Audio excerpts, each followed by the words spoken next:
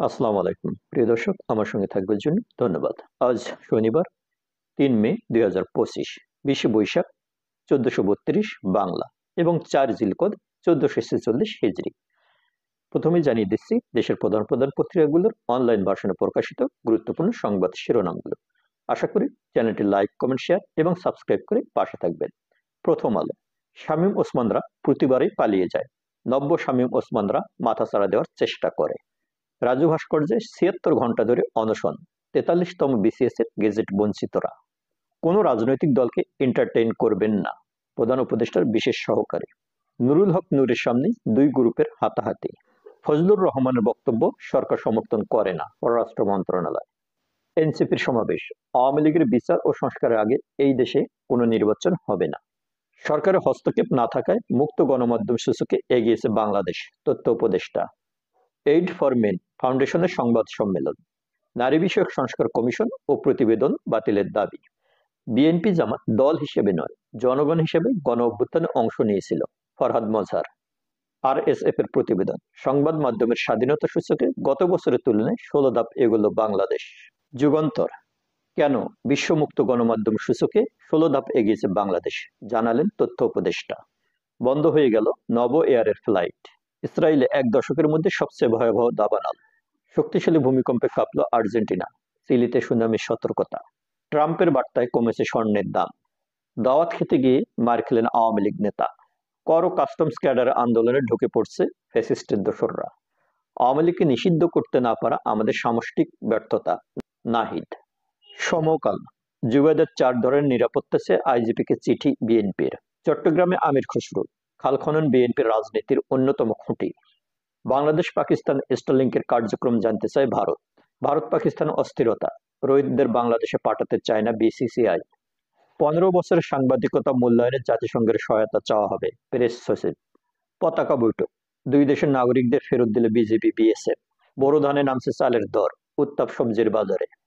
ট্রেনের ভিডিও করতে রেল লাইনে যুবক, অন্য ট্রেনে কাটা পড়ে মৃত্যু। কালের কণ্ঠ, বকেয়া বিল পরিশোধে সাফল্য, পূর্ণমাত্রায় বিদ্যুৎ সরবরাহ আদানির।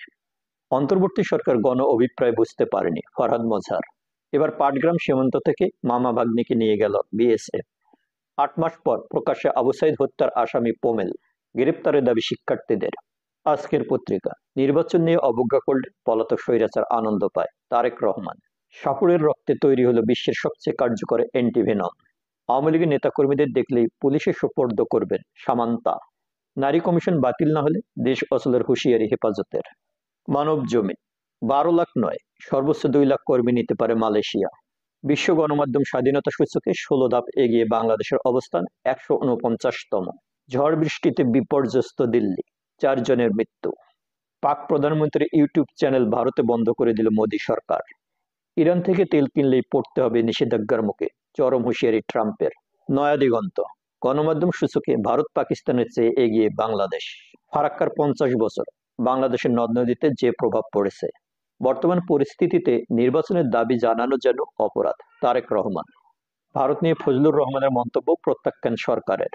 আমাদেশ, বাজেটে $৬৩ মিলিয়ন কমানোর প্রস্তাব ট্রাম্পের। ডাক্তার জুবাইদার নিরাপত্তা চেয়ে পুলিশ সদর দপ্তরে বিএনপির চিঠি। বিমানের বিশেষ সুবিধা ফিরিয়ে দিলেন খালেদা জিয়া। কেজিতে ১০ টাকা কমল চালের দাম।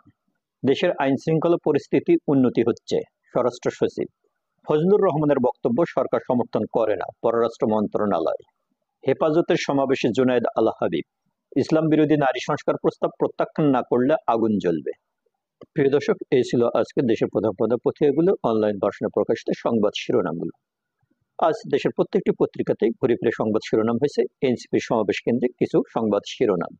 প্রিয় দর্শক, আপনারা জানেন গতকাল এনসিপির আহ্বায়ক নাহিদ ইসলাম ফেসবুকে আজ ঢাকায় সমাবেশ করার আহ্বান জানিয়েছিলেন এবং সেই অনুযায়ী তারা আজ ঢাকায় সমাবেশ করেছেন। সেখান থেকে তারা আওয়ামী লীগকে নিষিদ্ধ করার দাবি জানাচ্ছেন, যদি এই দাবিটি অনেক পুরনো।